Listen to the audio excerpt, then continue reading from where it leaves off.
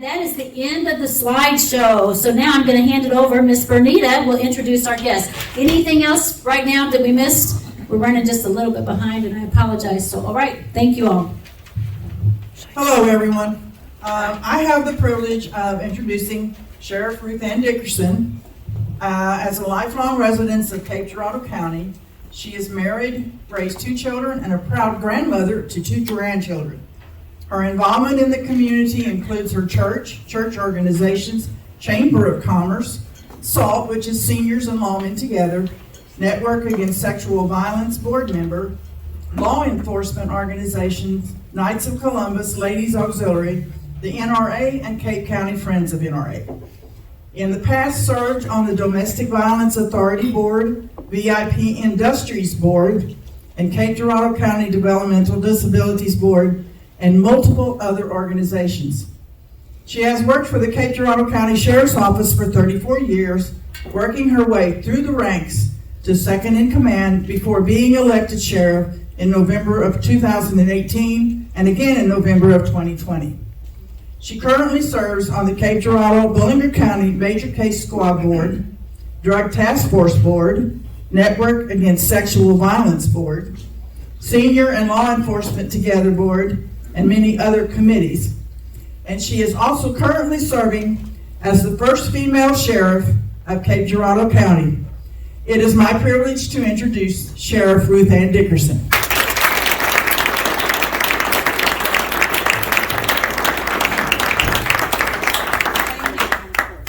Thank you. Unfortunately, I don't know how well the mic will do with me because I have a habit of doing this when I'm talking. Do you want to stand? Do you want to stand? Or if you can hear me without it, No. I will try to. Okay, I will try to keep it up here. So,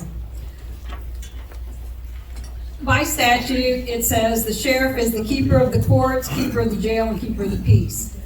It's interesting to me that the first role that they give me is the keeper of the courts, but I understand that it's, the courts involved, that I have bailiffs that provide security for the courthouse. They provide security for the judges during court.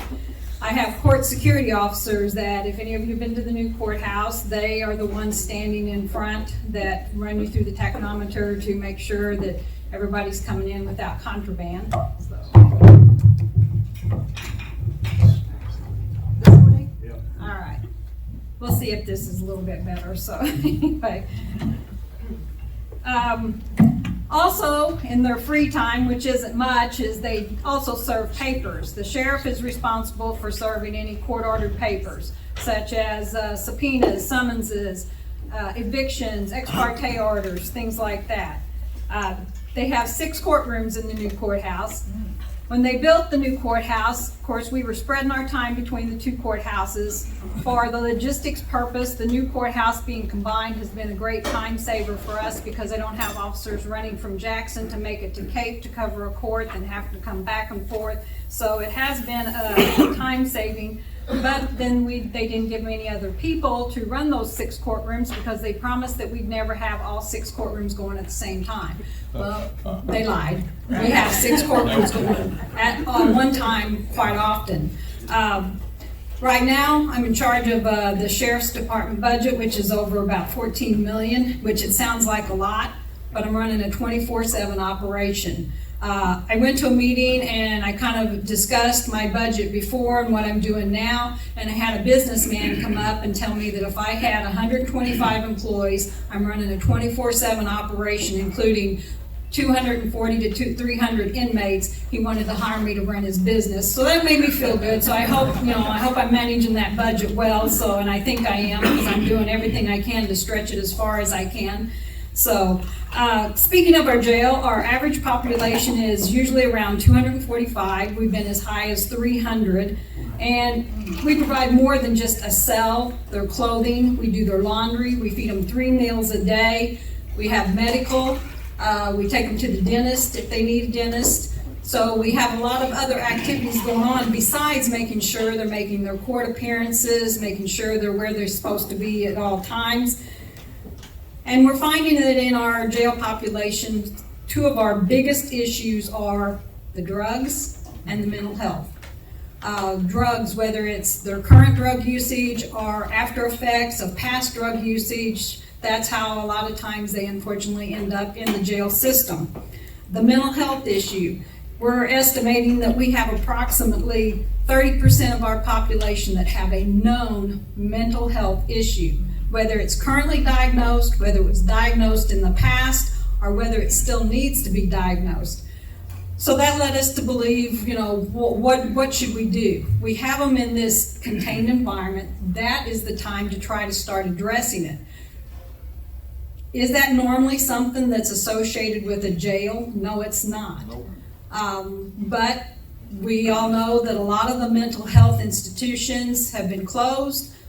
Agree, not agree, that's a whole nother discussion for another time for a lot of other people. But unfortunately, they now become Cape Girardeau County's responsibility. They come into my jail.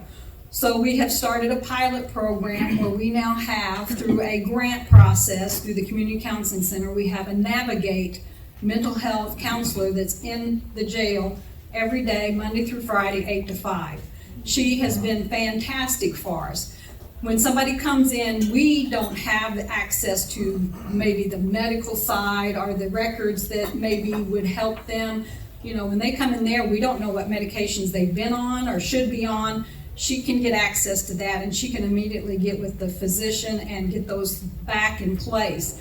It has went from having multiple fights in the jail because of them not being on certain medications to now we're providing them with that service that they really should have been getting all along. So it has helped out. That Navigate position has been a wonderful position for our office. Little bit more, we've got our patrol officers. We do have the take-home program that we've started with our vehicles. We're still considering ourselves in a pilot program. Some people might criticize that that's too much, but it has been a big benefit for us by putting those out in the community. We've had instances where we've needed additional assistance, and those officers have responded much faster than trying to drive to the office, get a car, and come back out. It makes them sole ownership of that vehicle. When they were sharing vehicles, just like your kids, guess what? They didn't share well, they didn't play well. So there were some issues, and I realize that's an in-house, housekeeping issue, but then again, they do take ownership of it, and so they do show the pride in those vehicles. We currently have added a canine to our staff, and he has been very successful. So successful that we're afraid we're going to wear him out. So we are going to try to be adding another canine this year if we can, get all the funding in place for that.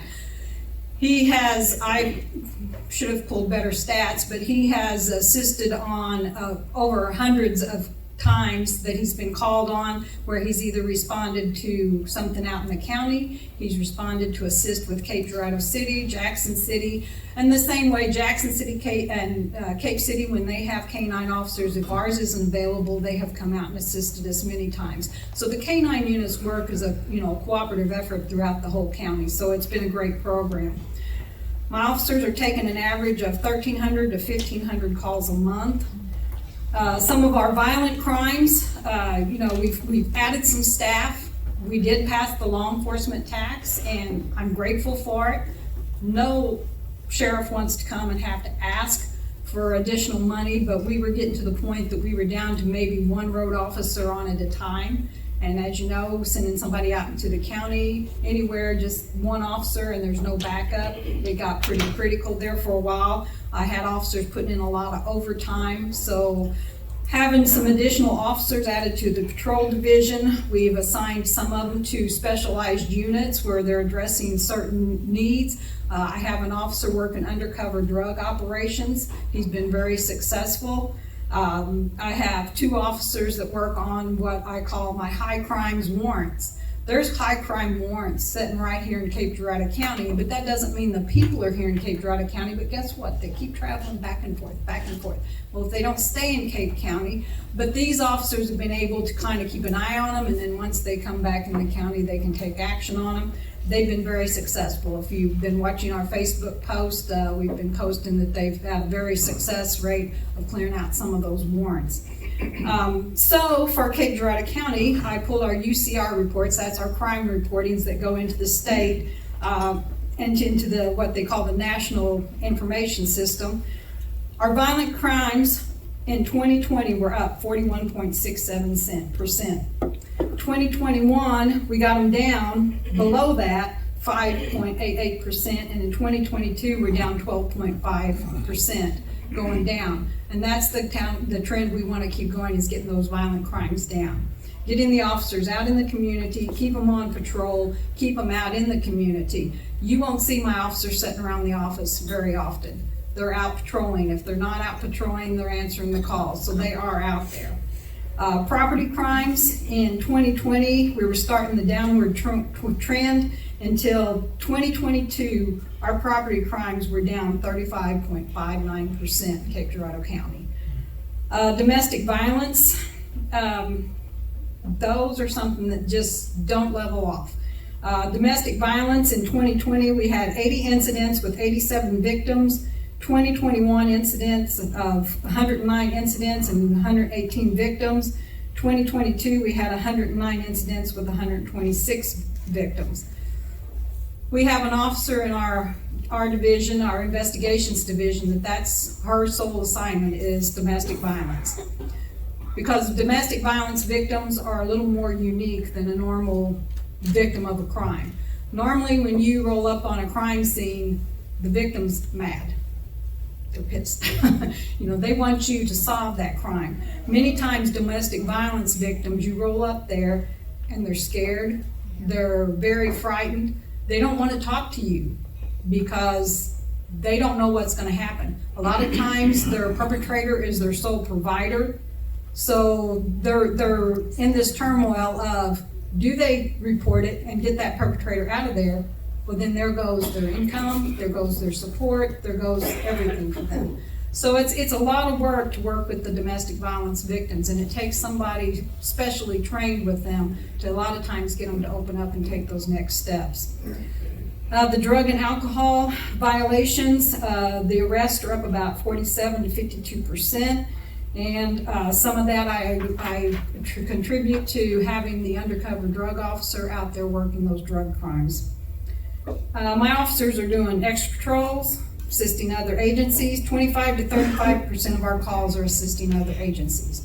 When there's something going on in Jackson, and there's something going on in the city, you might say they have the city police, but they're all within the county. They're still all of our responsibility. We all have to work together to keep this whole community safe. So we have a boat team.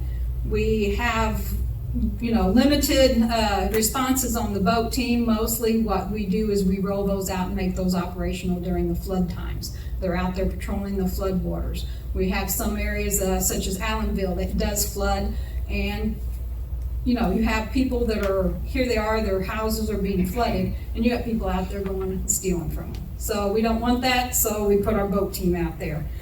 We are currently in the process of working on building up our special response team.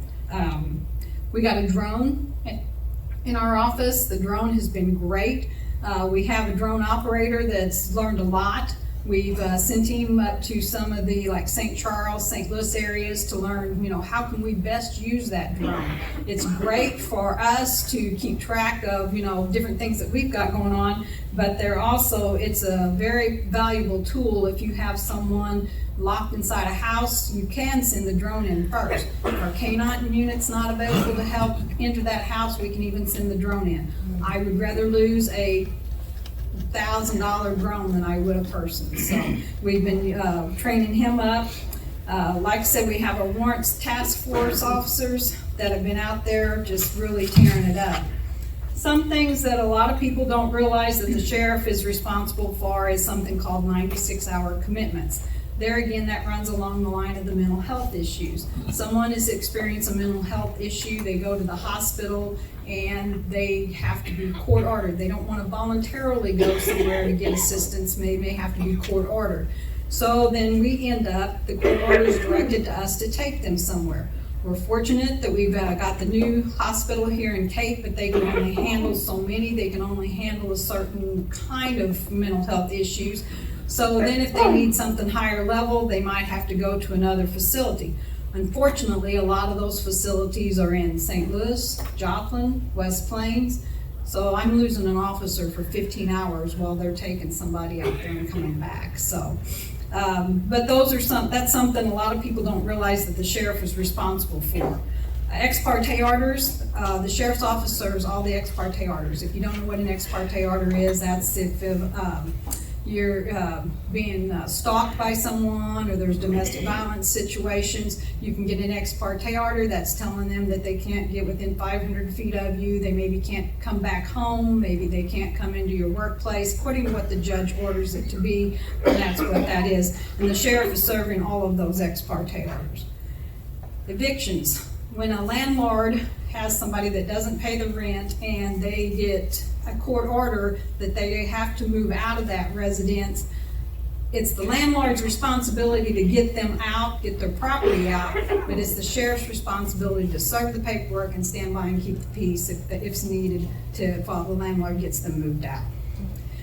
Sex offender registration. Everybody that's been convicted of a certain level of sex offender crimes, we are responsible for them to come into our office and register. Also a part of our warrants task force, what they are also responsible for is they're going back and making sure they're complying with their registration. Some of them have to register once a year, some of them have to register every 90 days. Whatever that compliance is, they're following up to make sure they're doing it. Unfortunately, quite often we may have somebody that moves into our county and they don't even come in and register at all. So they're finding some of those. So we have people within the county that they'll come in and register, and they might register at mama's address or a friend's address. We go knock on the door, find out they don't live there. They've technically moved down the street across from the school, but they haven't told us that. Then we're following up on that. So we assume the coroner's duties if the coroner's not available. You know, we're lucky that Cape County Coroner has 2 assistants, so they've pretty well been handling everything. But in the event, a couple times they've had to go to a training for a day, so then they call us to assume those duties while they're gone. Since I become sheriff, like I said, a big thing for us was the law enforcement tax, which allowed us to raise the pay for our officers and add additional officers. When you're the sheriff and you look around your office and you see officers that you know that are struggling to put food on their table, you know that their kids are having to go to the food bank to get food and everything. That's a little hard to face as an elected official and as an employer in general. You don't want your employees to do that. So if you supported the tax, thank you. If you didn't, but thank you still, because it has been a game changer for our department. We've added 10 additional patrol slots. Before, we had 1 to 2 officers working a shift. It's too dangerous out there. It is way too dangerous out there for that. We now have 3 to 4 officers per shift. In the jail, we had, like I said, 240 to 300 inmates, and we were lucky to have 3 jailers working that jail. That's critical. The inmates were not getting issues resolved. It was all the jailers could do to run from one place to the other. So we added 17 positions, and we now have 5 to 6 jailers per shift. It has made a huge difference. The fights, the incidents of assaults in the jail have went down almost 90%. So that tells you that adding the staff has made a difference. I got a grant where we added new CAD and RMS software. The RMS software is our records management system, so that's been it's been a great system. It gives us a lot more information. It's a lot easier for the officers to use, so it's a very time savings system for us. The radio improvements. If you've been keeping up with some of the information we've been putting out about, it's a system called MOSWIN. It kind of resulted from 9/11. 9/11, as you know, the firemen, the law enforcement, and all the different agencies got there and they couldn't even talk to each other. MOSWIN is a statewide system. We have our own channels that we talk here in Cape Girardeau County on. We have ours, Jackson City has theirs, Cape City has theirs, but then we have a shared channel. So that when our officers are going to something together, they get to that shared channel and they all talk together, they can hear each other, everything being talked about. We have channels accessible to us that if something happened, let's say an earthquake, and we can talk to the highway patrol on certain channels.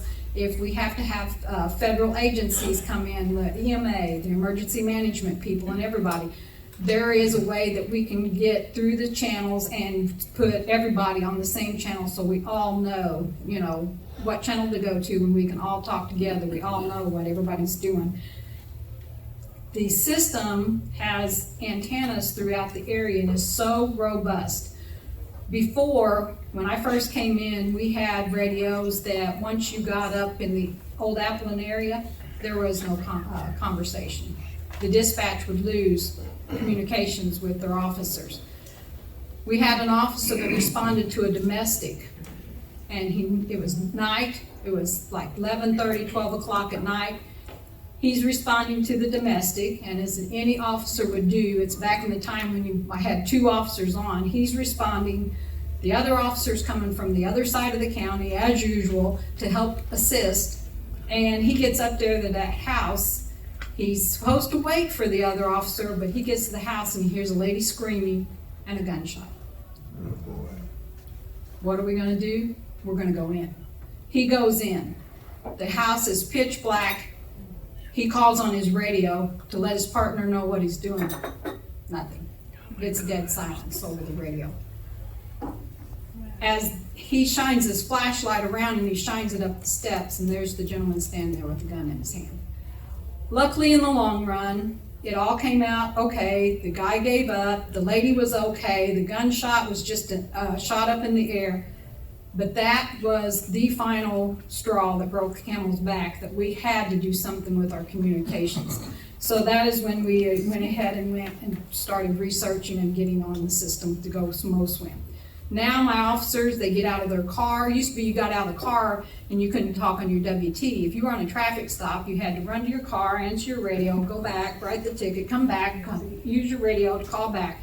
Now they stand outside, they go in the house, they got radio communications. It's been a life-saving feature for all my officers. We've had some security improvements that we had to do in the current jail. Some of the doors had worn out. We had to come in and have a total refurbishment. Our HVAC system was 20 plus years old, and we had to have some of it replaced. A big thing that we've had done is our camera system, the cameras that are watching all the inmates in the jail.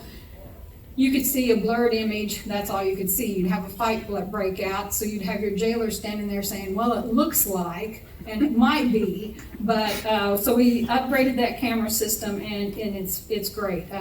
We put additional cameras in. They put the cameras in that show 4 ways instead of just the 1, so we have more coverage. So it's been a good thing for us and for the inmates, because then the inmates know that if they have an issue, that we're gonna know what they're talking about. They can tell us of issues, and it's not us just, we can't do anything about it. So a big thing for us is training.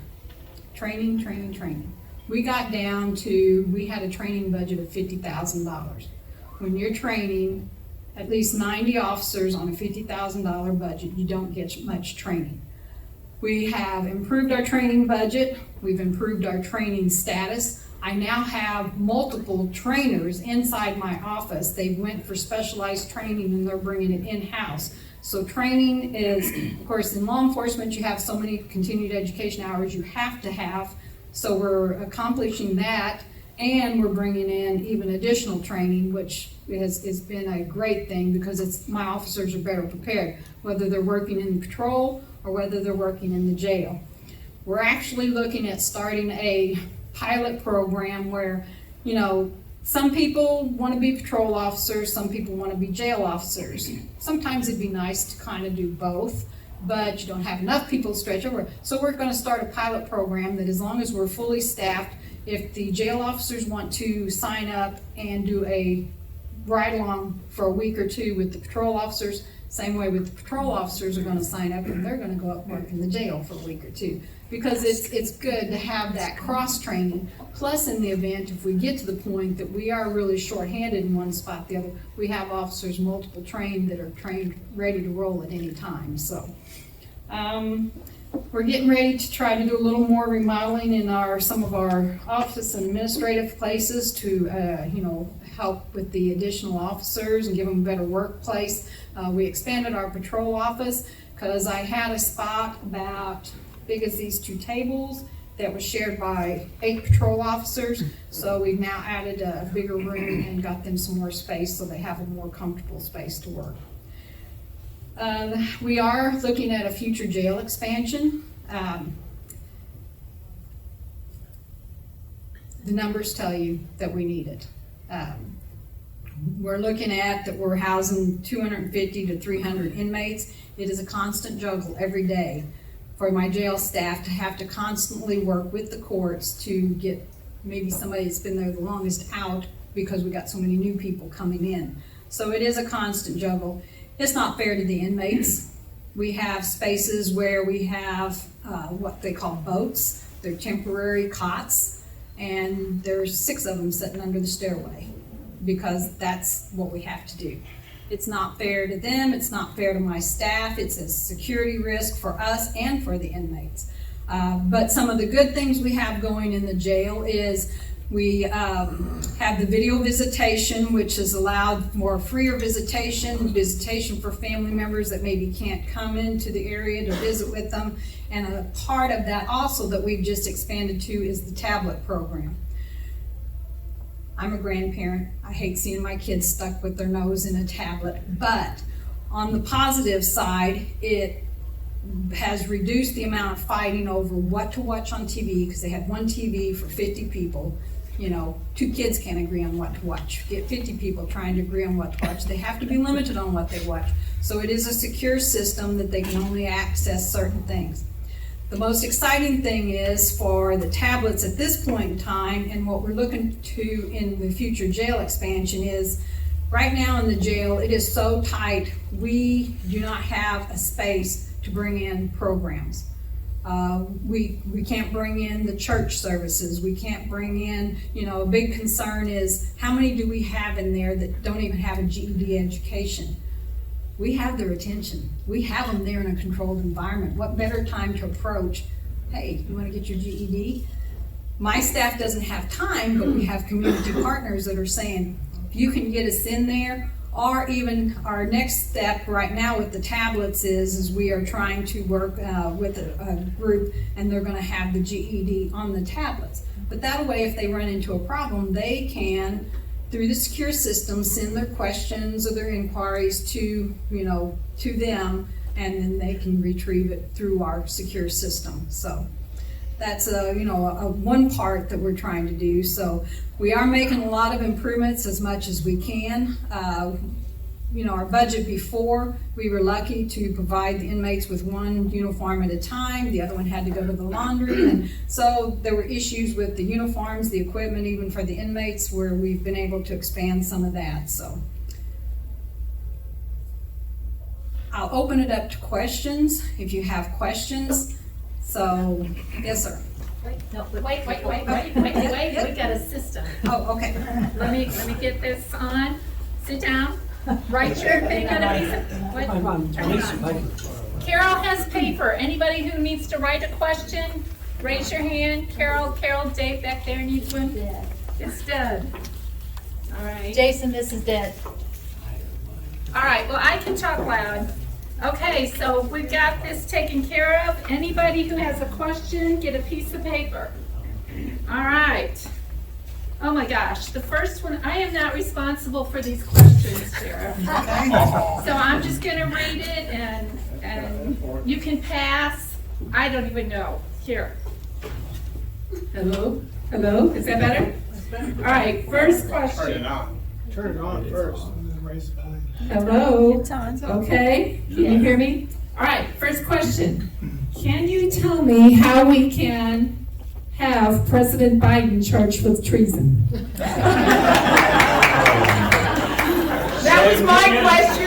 Amen. ashamed to let everybody know that. My jurisdiction is Cape Girardeau County. Cape County, we'll see if we can work out. Okay. Yeah, maybe so. My microphone's doing funny things. How is your office working to have porn removed from our taxpayer public library?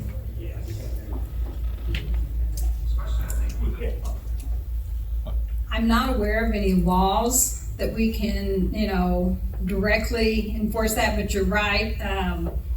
As we work with the schools, as we got our school resource officer in at Nell Holcomb. We're working with Oak Ridge to hopefully maybe put one there. We'd really like to get one in Delta for multiple reasons. And, even that, just the addressing of the issues of what the kids are exposed to. How can we help you? I mean, if we see a problem in the library, what do? Contact you?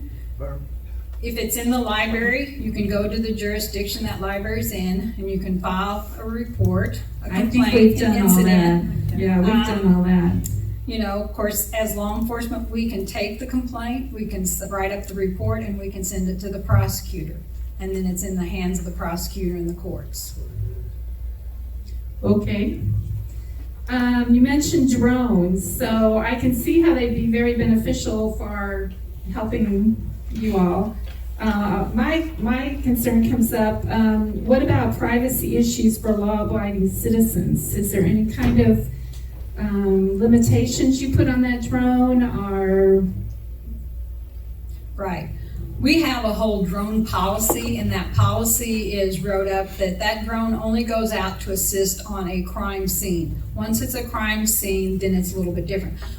The exception may be as today, we had officers out for training. They were on a gentleman's property. The gentleman gave them rights to be on the property, and he knew right up front that we were going to have the drone there flying. There were other people there. It was kind of out off to itself, but yes, that is a concern. We're not going to be flying it over neighborhoods, looking at things just to look at things. It's set up where it's only going to be on the crime scene. And then it's also, you can lock it down that, if you have a particular car with a particular license plate, you lock it into that, and that's the only car it's going to focus on. And it has the feature where it can even blur out all around it, so. Interesting.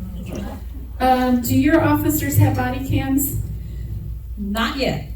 We are in about 2/3 way through a 2-year study of body cameras. And biggest reason is when body cameras first came to be, you'll notice that they came out in the municipal levels. A big issue with the body cameras is that there was grant funding out there to get the body cameras, and it gave you the body cameras, but it didn't pay for the storage. Then you have the whole issue is that the body cameras create a lot of video, so it contains a lot of storage. It was millions of dollars to have the storage for the body cameras. Then it caused that you had to have people to be able to pull those when you needed them. It took some agencies, they were hiring 2 and 3 people. I'll be honest, in Cape Girardeau County, in my years of law enforcement, for many years back, we do lucky to keep officers on the road, let alone have enough people to handle that kind of support services. The cameras are changing, the grants are changing. The other side of the grants was everybody said, well, why can't you get body cameras? There's grants out there. Well, guess what? Cape Girardeau County is considered a metropolitan statistical area. That means I don't qualify for grants like the big cities do, and I don't qualify for rural grants.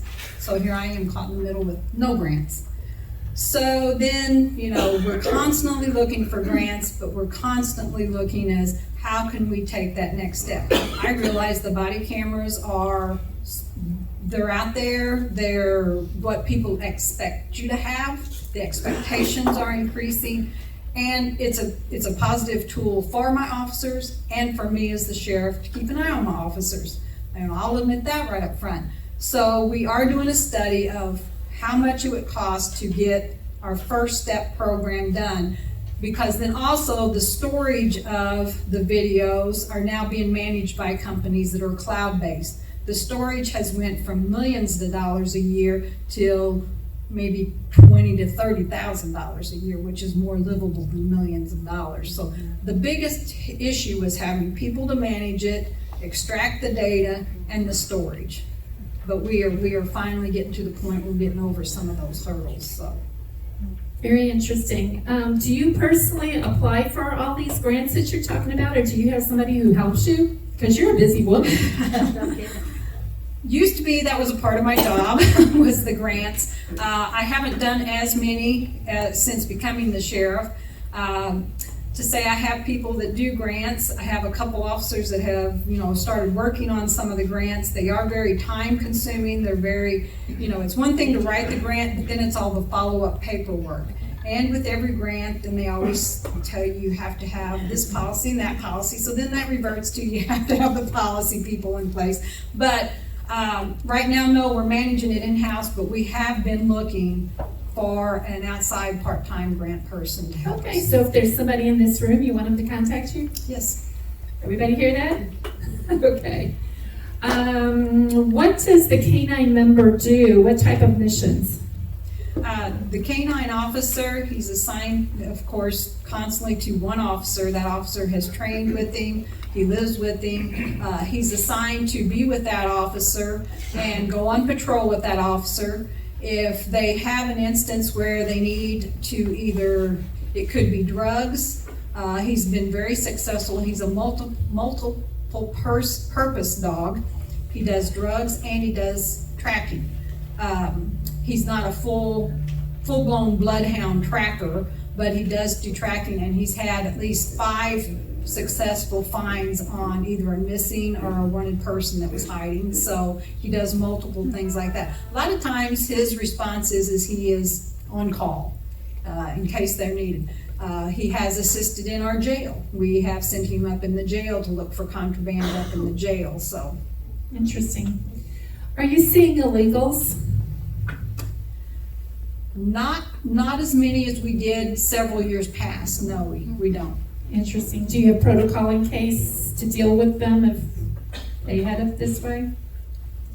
We've had those discussions, and a lot of it would depend on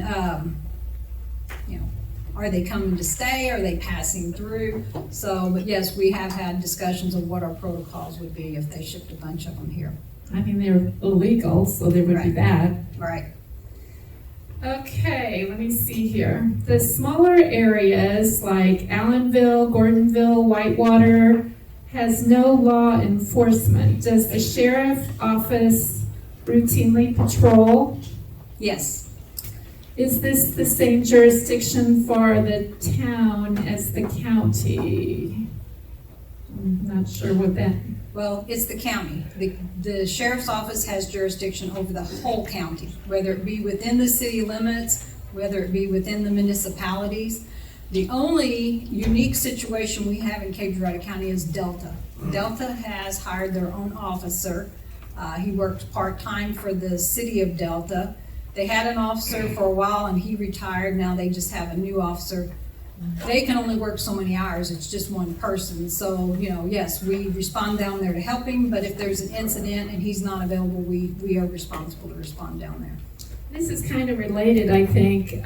There are areas, quote, in dispute between counties where emergencies occur and sheriff departments waffle about responding, maybe.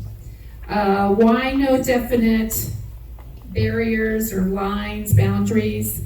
How can this be resolved? And the person gives an example of the highway between Chaffee and Bluemeyer. Walmart. I'm not familiar with a particular incident. I know sometimes, you don't want to step on somebody's toes, but, we've had good relationships with Scott County because of the fact of the Nash Road area and the businesses along there. Some of it's Cape County, some of it's Scott County, and we've had instances where something started in Scott County, we all responded down there, but Scott County was right there with us and stayed with us the whole time because it started in their county. Bullinger County, we have dealt multiple times with Bullinger County. We've assisted Bullinger County. They're like us. They're having a hard time getting people. They had some of their inmates lock themselves in an area, causing a riot. He called over and said, "What can you do for me?" I immediately contacted my jail lieutenant because he has been for specialized training. He has a whole unit that it's their, I call them their CERT team, their response team. He took 4 of his response team members out there. Once my people got out there and they kind of got organized and got in there, it took us about 15 minutes to resolve the situation. So we're trying to work along across state lines.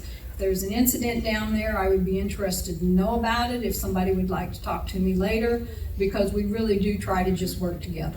Okay, so this person can talk to you afterwards about details if the question wasn't answered to their. I know sometimes if we come and it's, is their jurisdiction, we might hesitate and back out and say, well, you gotta call them, and then you call them, and they might say, well, it's Cape County's, and we gotta go through that routine, but we will make every effort to do whatever we have to do. Okay, this topic could be long, and so just give me off the top of your head, okay? East Palestine, Ohio, the train derailment with the toxic waste. Your biggest concern and any lessons learned from what you've heard? A lot of it, to me, has to do with your emergency management planning. And, in Cape County, we're fortunate we do have a pretty strong emergency management department. We have a good person in charge, and he's been, helping us develop a lot of responses and stuff. The biggest concern is how do you take, if you have an incident like that, and get people out away from that, but yet you still have to protect their property while they're not there, and then at what point in time do you bring them back in or allow them back in? So that would be a big concern. Mark Winkler, is he the EMA person you're talking about? Yes. We should have him come talk, Jan. Okay, what is your chain of authority structure in the department? Right underneath me is my chief deputy. From the chief deputy, I have the captain of business operations, my jail administrator, and then each division has a lieutenant over that. The patrol division actually has 2 lieutenants because we have a lieutenant that does the day-to-day operations and a lieutenant of specialized operations. So. You quoted 2020 to 2022 crime stats. Are those just our county, not Cape, Jackson, Delta City? Those are just the county. All right, well, here's somebody that says, thank you, Sheriff Dickerson, for the great job you do. And this is not the last thing.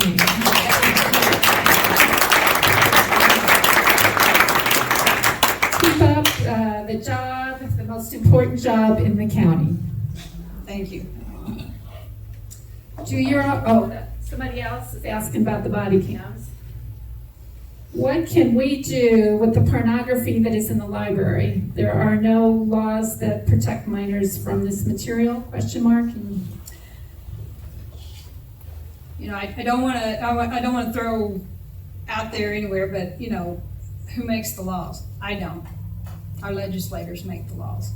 So There are no laws then on the books. I'm just asking a question, because if there are laws on the books, then someone in this county needs to be responsible for taking care of that. I'm not trying to just put it all on you, but we want answers to these questions. This is very important to us and our children and our grandchildren.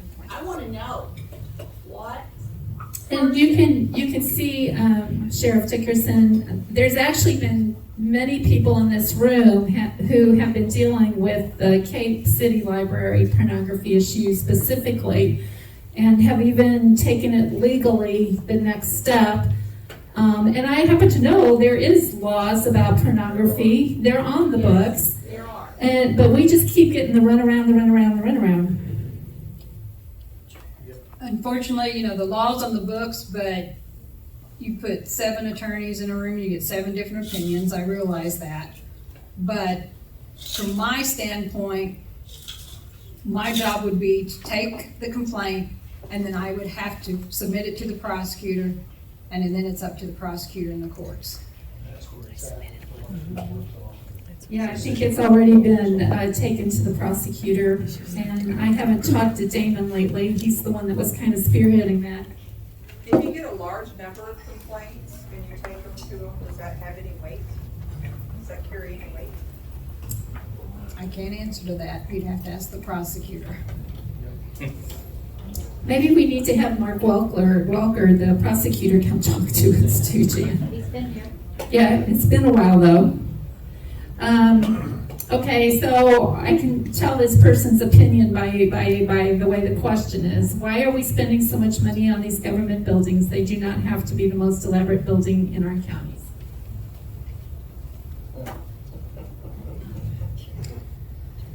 Well, if you want to come look at my jail, I can't say it's a Hilton. Unfortunately, a jail, I can speak from a jail side, they're expensive. They're very expensive. When you're putting steel and concrete blocks to make a security system, they're expensive. The electronics to run them is expensive. Do I like it? No. If there wasn't any crime, I sit there some days and think, man, you know what the citizens of Cape County could do with this money if we didn't have to worry about keeping a jail. I agree with that. It's my job security, I guess, but, I got other things to do too, so, unfortunately, speaking from the jail side, like I said, the steel, the concrete, and what it's gonna take, it's not gonna be fancy. It's not. You can come into my building anytime, and you've been there. I don't have carpet on the floor. It's concrete floor.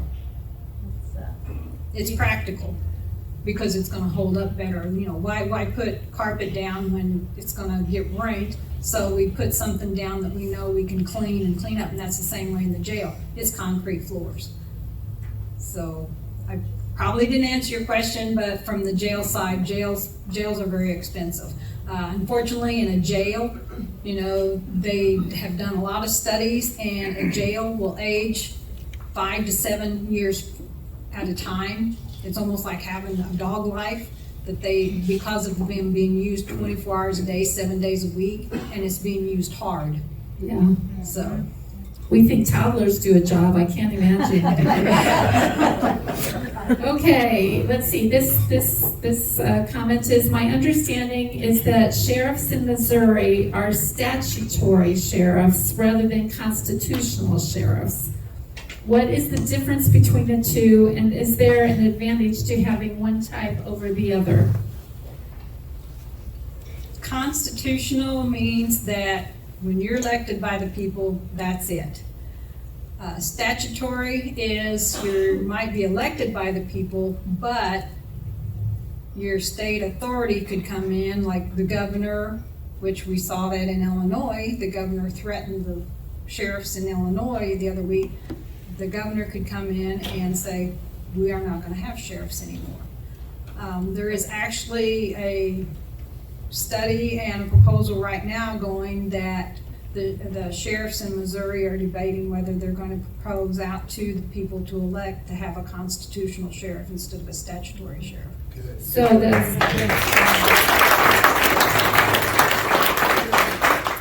the second part of this question is maybe a little bit more, asking for a little bit more detail. Is there an advantage to having constitutional sheriff versus statutory sheriff?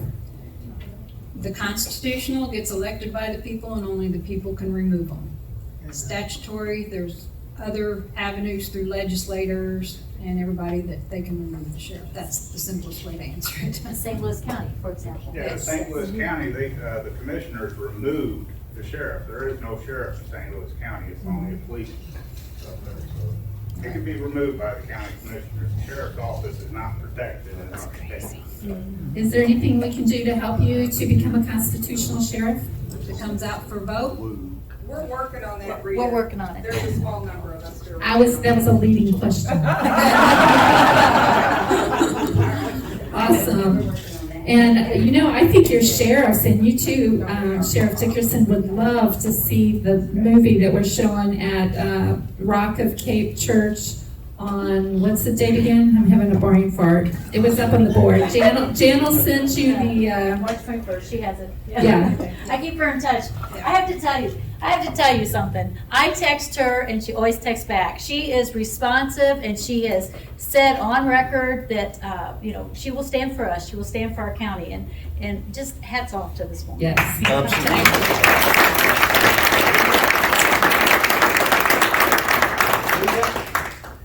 I also need to say that as a part of the Trail of Joy, that outfit is bringing in on April the 14th. And it'll be from 9 to noon at Christ Church of the Heartland.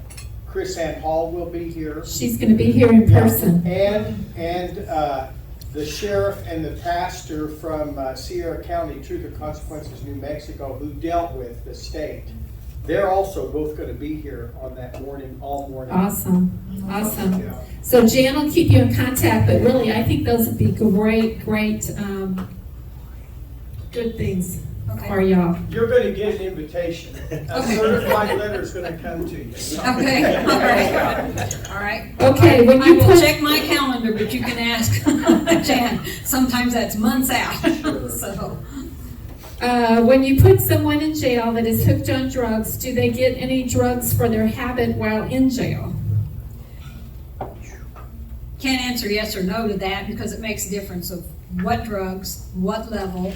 But we do, as soon as they come in, that's another thing we just put in place. Used to be we had medical staff only during the day for 12-hour shifts. We're putting them on 24/7, and that is a big reason why. My officers aren't trained to recognize certain medical conditions, the drugs and everything. So we will have medical staff on 24/7. That's their job. There's a whole medical thing evaluation that the inmates go through when they come in, and once they recognize that, they immediately take the steps to take it to the next level, whether it's contact the physician to do something, or if they have a recognized problem, we're constantly working with them to have programs. The company we have has some pretty advanced mental health programs, drug programs, so they're addressing it as soon as they get them through the evaluation. How do you view your responsibilities between federal agencies and citizens under SAPA? Cape Girardeau County, I am the authority of Cape Girardeau County. If they come into the county, they answer to me. Yeah. Amen. Amen. We have to work together. Law enforcement has to work together. Whether it be municipal, county, all the way up, we have to work together. And no one agency or the other should ever come into your jurisdiction and tell you what to do. Awesome. I have a question. That's another one of those initial, what is SAPA? Oh, Okay. Do you it's want the to? Second Amendment Preservation Act. Thank you. How should we interact with federal agencies if they appear at our home to take us into custody in an unconstitutional manner? I'm going to call you. I want to call the sheriff. How would you respond? What do you think about that? I would respond, find out what they're doing there, what they're doing in my county. They're not supposed to do anything in my county without letting me know. Even drug task force officers, they're here working for us every day, but they don't do anything in my county without letting me know what they're doing, because that's what they're supposed to do. Awesome. In Missouri, how much force can we use to protect ourselves and our property while we are on our property? It's your property. You can do whatever you have to do to protect yourself and your property.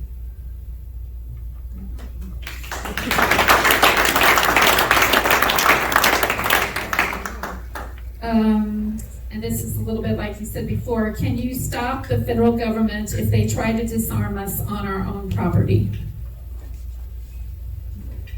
Yes, Call you. yes, We're back to that, yes.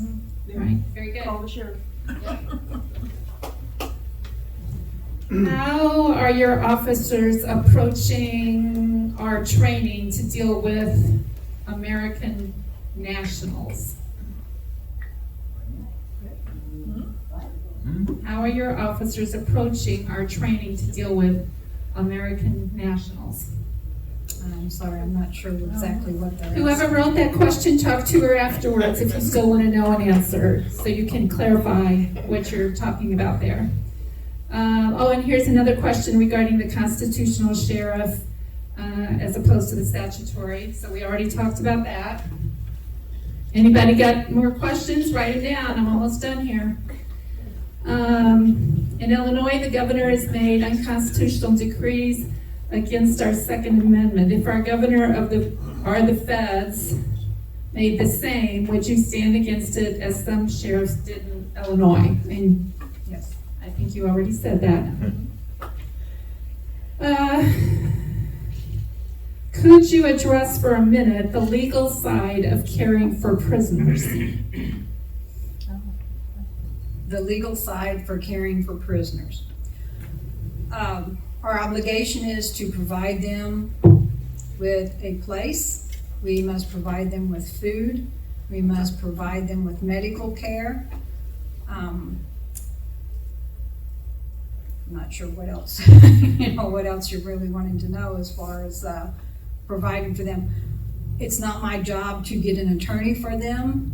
They either have to hire an attorney, or if they cannot afford to hire one, they can apply for a public defender. It is my responsibility to make sure they have access to that application. That's another place that between the tablets, and then they have kiosks out in the pods where they can go and they can fill out their forms, submit them, and that way they can do it pretty quick and not have to wait for officers to have time to hand out the paperwork to them, so they can request things faster. I hope that answers what they were asking. I'd like to add on to that. What does that mean that you would stand up for our Second Amendment rights? What would that pertain? What would you, if the governor did what Pritzker did? What does that really mean though? You say you would do that, but what is that? What's the process and things like that? Well, first of all, if the federal government showed up at your doorstep and said, "Here, I'm here to get your guns," call me, I will come out and I will ask them to leave my county. If we face something like, they did over in Illinois, the best thing is we have the Missouri Sheriff's Association, Missouri Sheriff's United. I have a lot of brothers and sisters out there that all I gotta do is call on them and they'll be here for me. If they need me, I'll be there for them. We would go, whether it would be to Jefferson City, if that's where we had to be. If it was in a particular county, we will respond to that. Does that answer your question? I just didn't know the process of how you would fight against that, or stand against it or whatever. Well, it depends what the specific threat is. No, I understand, but just any basic thing that they're trying to do every time you turn around. Right. Like Biden's unconstitutional pistol brace, came out with that in the last, 30 days or so, saying everyone with that needs to register. So Right. a lot of us won't register for that. Where do you stand with that? I mean, that's unconstitutional, so. We don't do gun permits in our office anymore. Where are they gonna register? If they say they have to register to our office, it's like.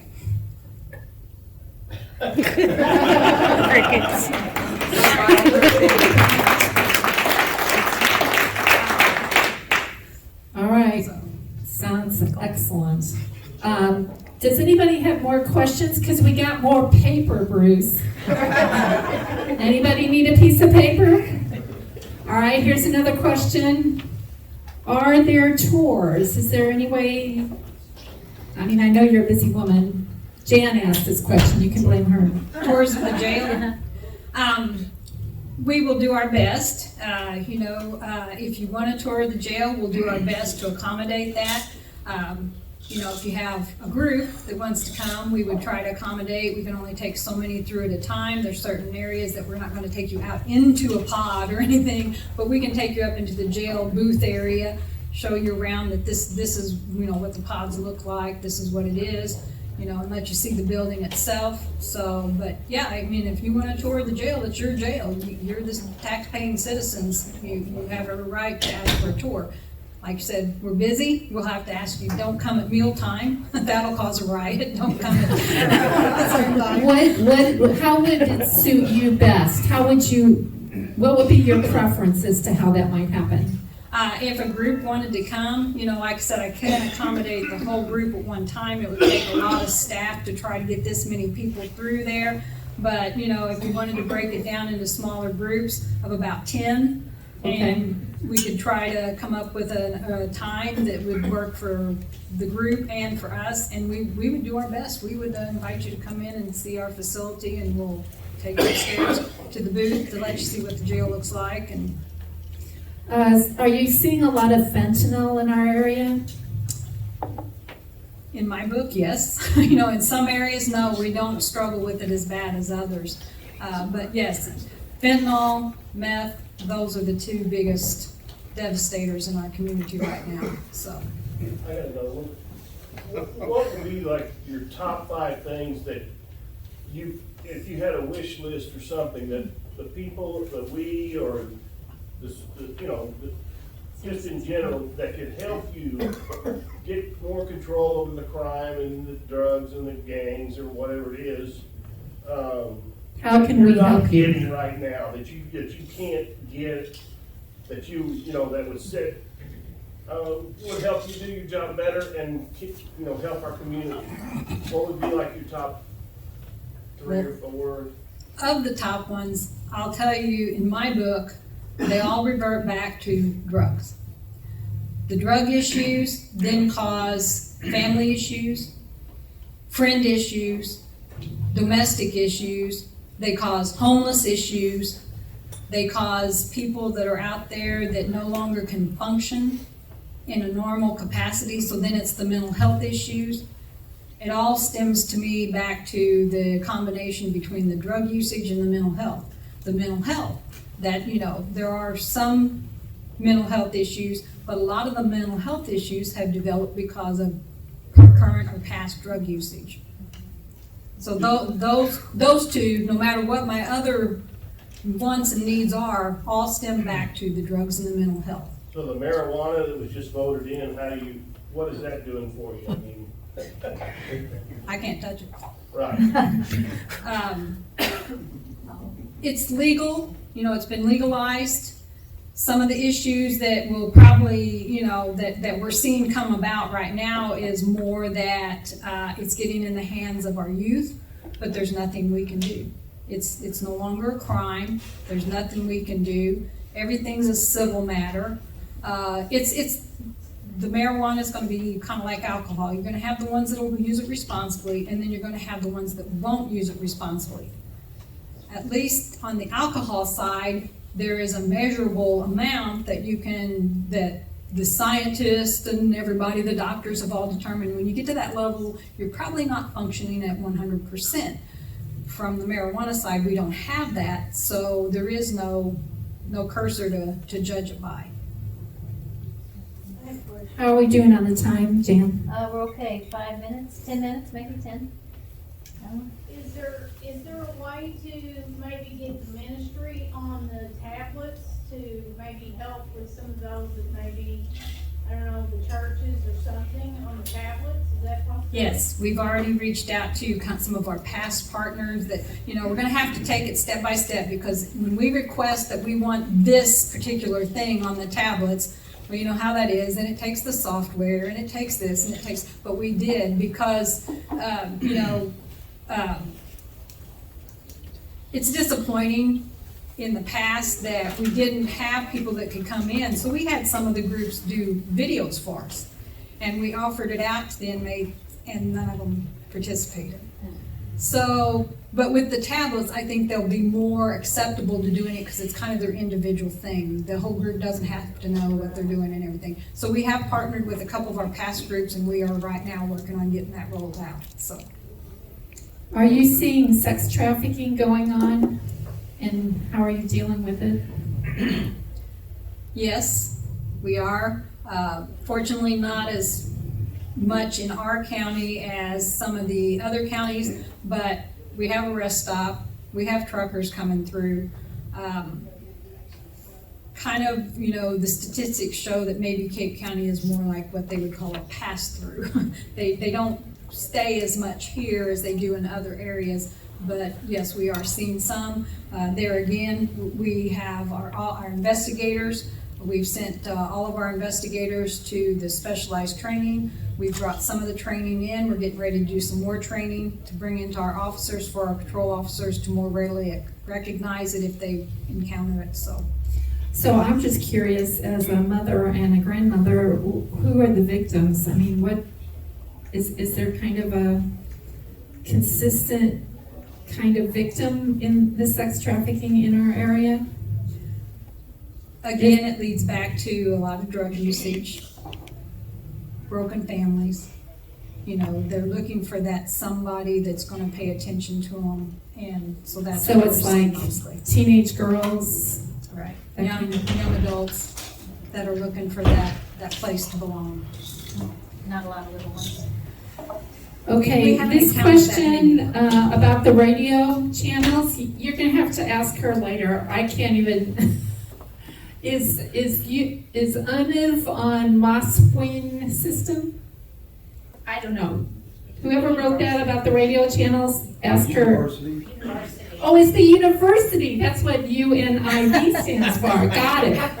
Are the universities on that radio channel system? Yes. Okay, that makes sense. Thank you. Sheriff Dickerson, with Missouri being a constitutional carry state, when somebody comes from like West Virginia or Tennessee or Kentucky to this state here, and that's a constitutional carry state as well, how do you deal with that? Are they still legally allowed to carry in the state? They're passing peacefully through, yes, they are. Even if they're here visiting What if for they a have week to- or two, what if- they're still peacefully passing through. Right. Once you become a resident, you no longer pass peacefully through, What so. if you're using your weapon in another state and you're in a constitutional carry state, but you're from Missouri and you have to defend yourself in another state? How are we able to do that? Without- So you're a Missouri resident and then you if we go to another Tennessee state. Or Kentucky or West Virginia or any other state. Most states that allow that recognize each other's states. So if you're gonna use it in another state, maybe check out first. Well, I know where I travel, I know Right. which states are constitutional carry states, but I Right. just didn't understand if I have to use it in a constitutional state. Am I, legal, I guess is what I'm trying to say. Not Like being I a said- resident of that state. Most states, that if you are a constitutional carry state, you recognize other states' constitutional carry. Except for Illinois. Well, that one you want to pass through peacefully, quickly. Not too quickly, though. You have to go at a speed limit. 2 miles over. The NRA puts out a book that has all the state laws and which states have reciprocity with each other. You hear that, You Jason? can buy that off the. Yeah, I understand that. You can I'm also talking about Google it, constitutional- John. My grandkids will tell you that. I buy the book every year, and I was there's one of talking those about laying on the back constitutional window of carry, every not car. concealed carry, okay? I was talking about two different things. Right. Sheriff, I'm a retired police sergeant from San Diego, California. Oh, wow. I have experience writing grants and managing grants, and I'm looking for volunteer opportunities here. All right. If you happen to have an email address or a phone number or something. I will give you my card. Very good. How can we pray for you? Every day. Every day's a new day. No 2 days are the same in this job. Every experience is a new experience, and as long as I've been in it, I can't say I've seen it all, because today brings something new, so every day. There you go. And is there anything we can do to help you or your department? Mostly I'll say thank you. The citizens of Cape Girardeau County are great. You know, when I go to meetings with other sheriffs, it can get pretty heated discussions about some of the citizens in other areas, how even their officials don't get along and everything. You know, I'm grateful to live in Cape Girardeau County. We have a good support for law enforcement here, and I am so grateful for that. Every day you see it in the news. I'll be the first to admit, I hire people, everybody's different. I take my chance on people the same way as any employer does. They're either going to be a good employee or they're not. But just because one isn't good or they make a mistake doesn't mean everyone's bad. So that's what you can do to support my people, is just continue the support that Cape Girardeau County gives my people. Because without my people, my job would be impossible. You know, I cannot brag enough on my employees. I have some great employees. You know, when I became sheriff, I made some movement on putting some new administrators in place, and they have been fantastic. I have went from having 24 people working in the jail because everybody was quitting to now I have over 70 people working in the jail. And it's because of my staff, their support in making it a team effort. The team is working together, and that's how we're getting people hired, and we're trying to keep people. Do you plan to run again? I will make that announcement at my news announcement release time. Okay. So we hope so. Fair enough. Awesome. Well, Jan, you want to wrap this up? Thank you so much, Sheriff Dickerson.